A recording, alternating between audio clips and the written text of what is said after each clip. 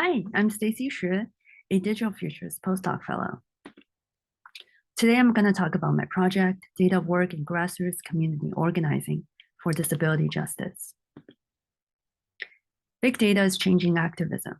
Today, activists mobilize social media data in their tactics, create data visualizations to engage big audiences, and crowdsource data to support their campaigning efforts. While big data offers new opportunities for civic engagement and advocacy, it brings about novel challenges too.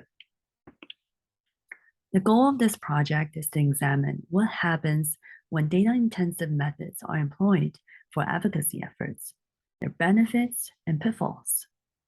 In what ways does using data-driven tactics distort or transform the problem activists work on? When conventions of community organizing meet logics of engineering through interactions with data technologies, what ideas about political participation get taken up or altered?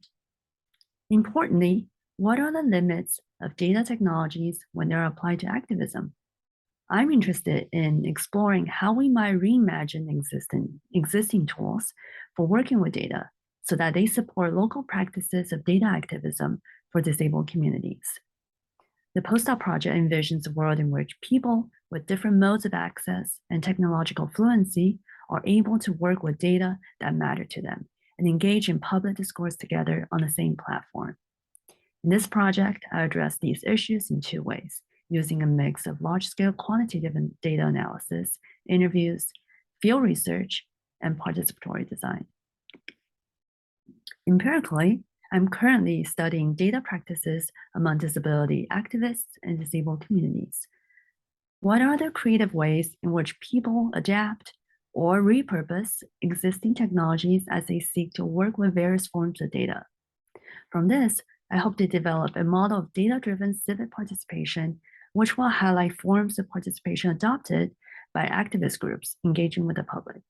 This will inform strategies for designing participatory technologies that support these processes.